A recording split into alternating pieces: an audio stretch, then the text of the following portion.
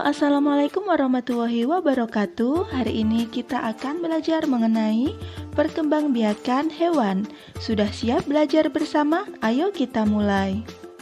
Hewan berkembang biak untuk melestarikan jenisnya. Tahukah kamu cara perkembangbiakan hewan? Betul sekali, sama seperti tumbuhan, hewan juga berkembang biak secara generatif dan vegetatif. Apa itu generatif dan apa itu vegetatif? Generatif artinya perkembangbiakan secara kawin, yaitu melalui proses pembuahan.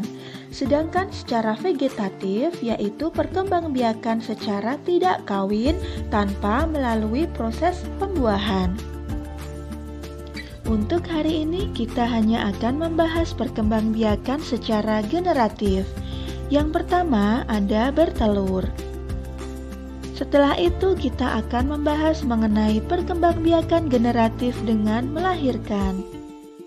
Kemudian yang terakhir nanti kita akan membahas mengenai perkembangbiakan generatif bertelur sekaligus melahirkan. Ayo kita pelajari bersama-sama ketiganya. Yuk kita mulai. Yang pertama kita bahas adalah bertelur. Bertelur disebut juga dengan ovipar. Ingat ya, telur bentuknya bulat, jadi bertelur disebut ovipar. Perkembangbiakan ini dimulai ketika hewan betina yang memiliki ovum atau telur bertemu dengan hewan jantan yang memiliki sperma.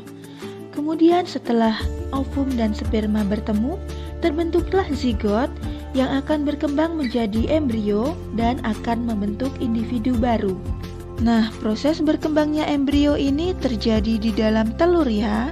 Perhatikan gambar perkembangbiakan ayam berikut ini agar kamu lebih memahami perkembangbiakan secara ovipar.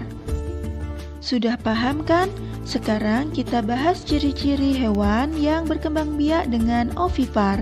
Sebenarnya ciri-ciri hewan yang berkembang biak dengan ovipar ada banyak, tetapi yang paling mudah diingat yaitu tidak memiliki daun telinga. Contoh hewan yang berkembang biak dengan bertelur ada angsa, ayam, penguin, penyu, dan masih banyak lagi.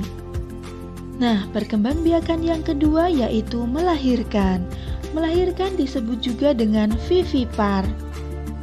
Sama seperti perkembangbiakan ovipar, perkembangbiakan vivipar dimulai dari ovum yang bertemu dengan sperma.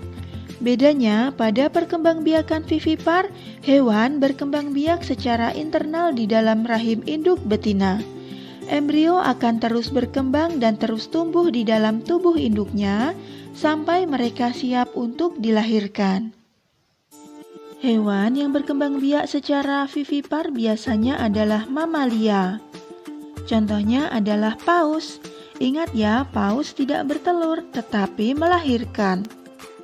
Hewan yang berkembang biak secara vivipar ciri-cirinya mudah sekali untuk diingat. Yang pertama yaitu memiliki daun telinga yang terlihat dengan jelas. Kemudian hewan ini juga menyusui anak-anaknya.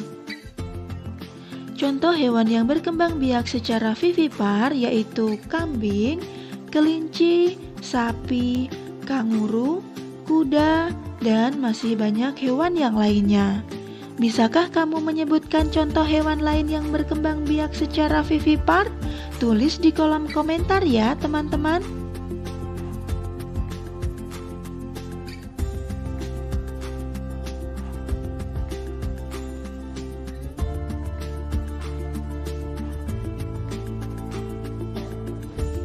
Perkembangbiakan yang terakhir yaitu ovovivipar. Apa itu ovovivipar? Ovovivipar yaitu perkembangbiakan secara bertelur sekaligus melahirkan. Nah, perkembangbiakan ini yaitu memadukan antara bertelur dan melahirkan.